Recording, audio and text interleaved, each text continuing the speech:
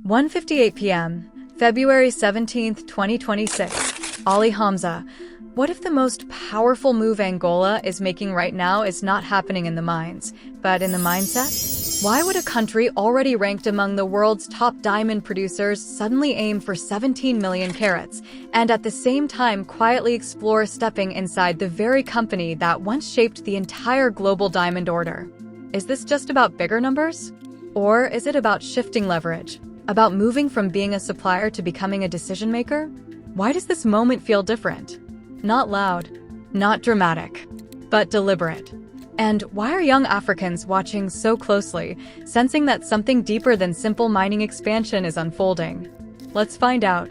17 million sounds like a statistic. It isn't. It's a signal.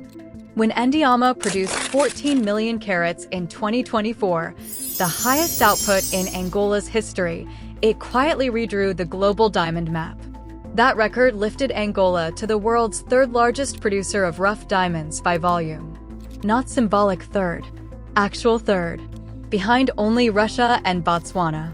Now the country is targeting 17 million carats by 2027. That jump is no accident. It speaks of confidence in reserves, expanded infrastructure, better recovery technology, and serious long-term planning. You don't announce growth on this scale unless the geology, the capital, and the logistics all line up. But here's the layer most people miss. In diamonds, volume is never just output, it's bargaining power. Unlike wheat or copper, diamonds live inside a carefully controlled ecosystem. Supply is managed with precision because flooding the market kills prices.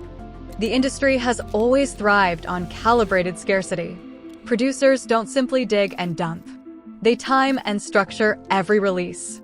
So when a country moves from solid producer to heavyweight, its decisions suddenly matter to the entire planet. Angola's future release schedule will shape global supply pressure. Its contracts will set trader expectations. Its auctions will move pricing sentiment. That's not glamour. That's leverage. 17 million carats also changes how investors see Angola. Scale lowers risk. It signals maturity. It tells the world that diamond revenue here is no longer episodic, it's structural. And structural revenue draws long-term capital, not speculators. Zoom out. Angola is already sub-Saharan Africa's second-largest oil producer. Oil brought visibility and post-war rebuilding money. But oil is volatile, politically exposed, and caught in the middle of the global energy shift. Diamond expansion isn't replacing oil. It's balancing it. Real diversification needs a second pillar strong enough to stand on its own. At 17 million carats, diamonds become that pillar. And here the psychological shift begins. For decades, Africa's mineral wealth was spoken about only in terms of potential.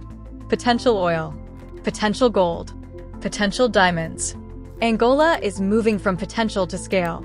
Scale commands attention. But scale alone does not guarantee influence.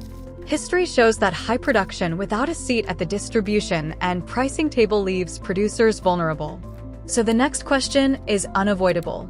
If 17 million carats gives Angola real weight in the market, how does it turn that weight into actual influence inside the system that decides global diamond value?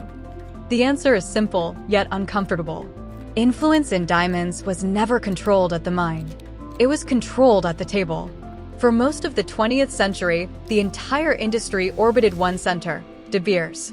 The company didn't just buy and sell stones, it engineered the market itself. It stockpiled to prevent oversupply. It decided how much entered the market and when. It shaped distribution.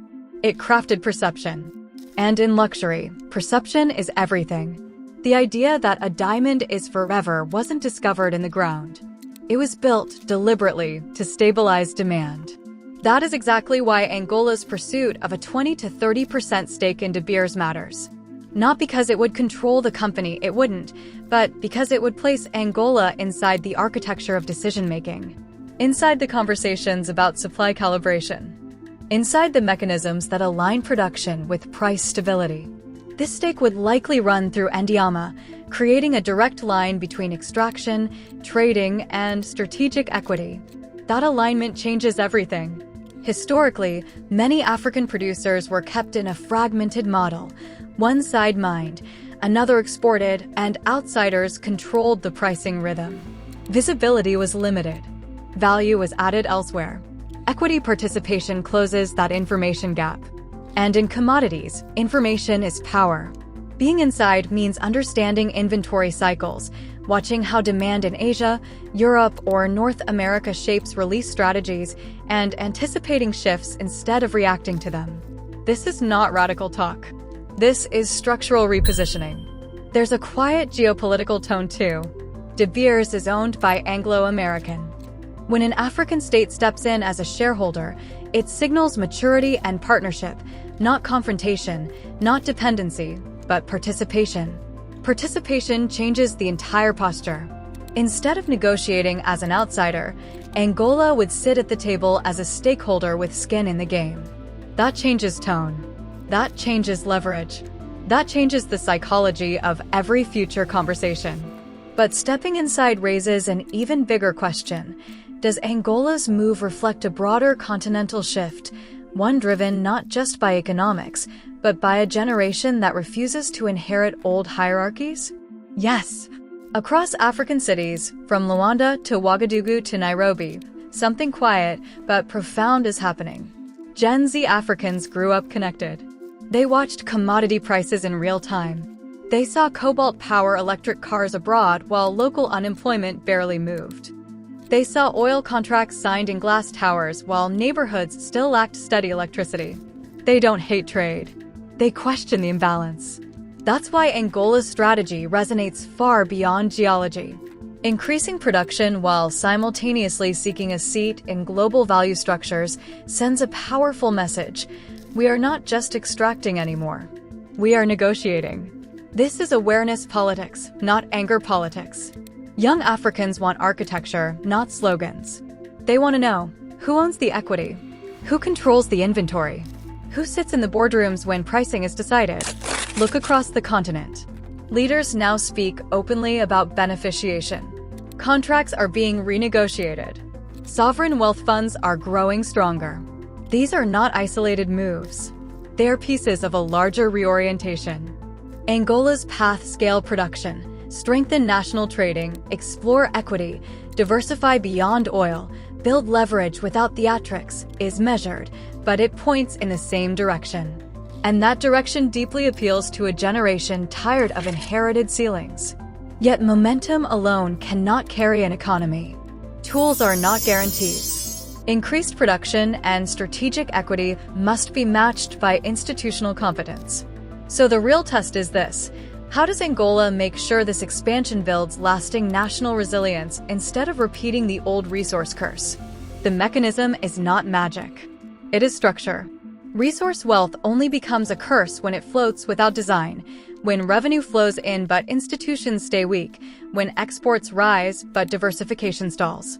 Angola's trajectory shows an attempt to avoid that by building integration, not just expansion. Production, trading, equity, and fiscal planning all moving in one coordinated rhythm. Fiscal discipline matters too. Diamond money must not simply plug short-term gaps. It must flow into infrastructure, education, industrial clusters, and digital transformation. Angola already knows oil volatility. Diamonds offer a complementary stream tied to luxury demand and wealth psychology rather than industrial cycles. That gives real optionality and reduces dangerous single-source dependency. But leverage without transparency will not satisfy today's youth. They demand visible accountability. Production numbers impress markets. Institutional credibility impresses citizens. When output, governance, and real development move together, 17 million carats stops being a mining statistic and becomes a stabilizing pillar. And stability creates something even stronger than leverage. It creates strategic confidence. If Angola builds that confidence, the ripples will cross borders. Because this is no longer just about diamonds. It is about precedent. For decades, the global mineral script was fixed. Africa extracted, multinationals structured, others captured the highest margins.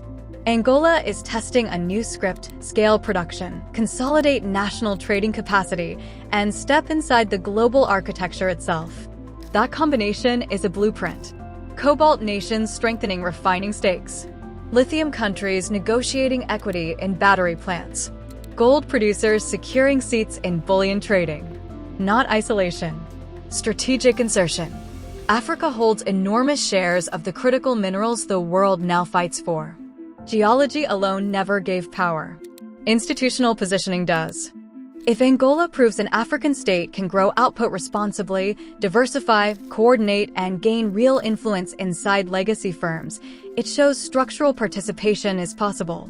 And once something is possible, it becomes repeatable. This is why the continent is watching. Angola is not rejecting the diamond system. It is studying it, positioning inside it, and expanding its space within it. That maturity is powerful. In geopolitics, the loudest voice is rarely the most influential.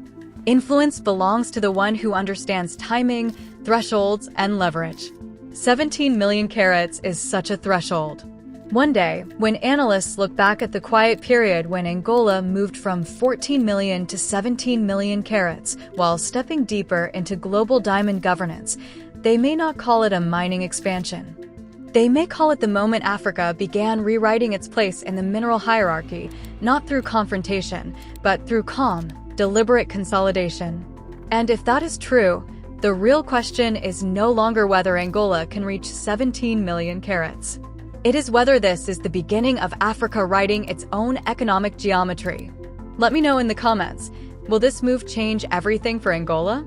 If you want more videos like this, real stories, deep analysis, no noise, hit like, share, and subscribe. Press the bell.